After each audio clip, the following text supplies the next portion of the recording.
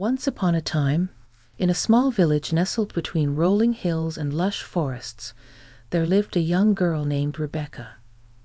Rebecca was an orphan. Her father had passed away, leaving her alone in the world. She lived in a small mud hut on the outskirts of the village, trying to make ends meet by selling handmade jewelry at the market. After her father's funeral, Rebecca's uncles and aunties came to offer their condolences. They spoke kind words and made promises of support and financial assistance. However, as the days passed, their true intentions began to unfold. They saw Rebecca not as family to be protected and cherished, but as a pawn in their schemes for wealth and power. One day, her uncles and aunties approached Rebecca with a proposal. They wanted her to marry an older man from a neighboring village, a wealthy man who promised to take care of her in exchange for a hefty bride price. Rebecca was hesitant. She did not know this man and did not want to marry for money. But her relatives pressured her, telling her it was for the best.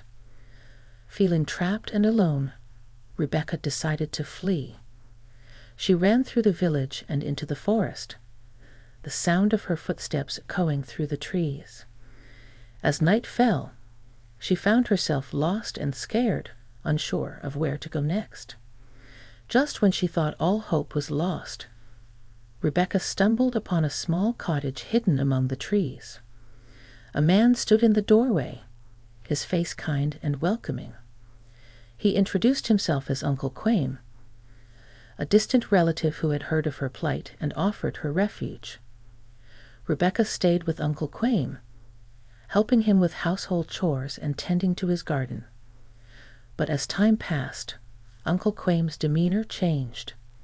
He grew cold and distant, his words sharp like thorns. He began to demand more and more of Rebecca's time and labor, never offering anything in return. Despite the hardships she faced, Rebecca found solace in the company of a boy named Peter. Peter was a kind schoolmate who listened to her stories and shared in her laughter. They would spend hours exploring the village, dreaming of a future beyond their current struggles. But tragedy struck one fateful day when Peter was arrested for a crime he did not commit. Rebecca was devastated, her heart heavy with sorrow. She felt alone once again, the weight of the world bearing down on her fragile shoulders. As the years went by, Rebecca faced more challenges. She was assaulted by a group of strangers one night, leaving her bruised and broken.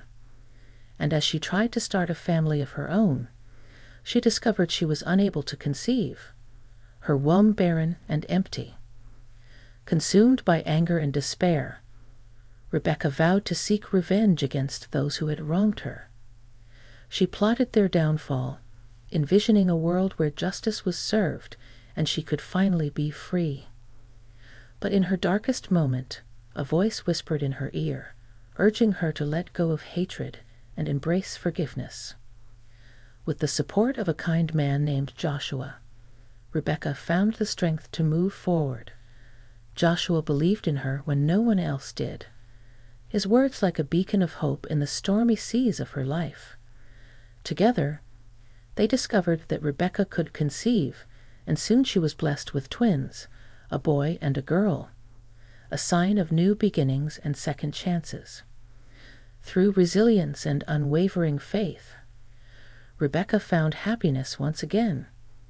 She cared for her children with love and tenderness, their laughter filling the once empty halls of her heart. And as her daughter grew older, she immortalized her mother's tale in a book, ensuring that Rebecca's legacy would live on for generations to come.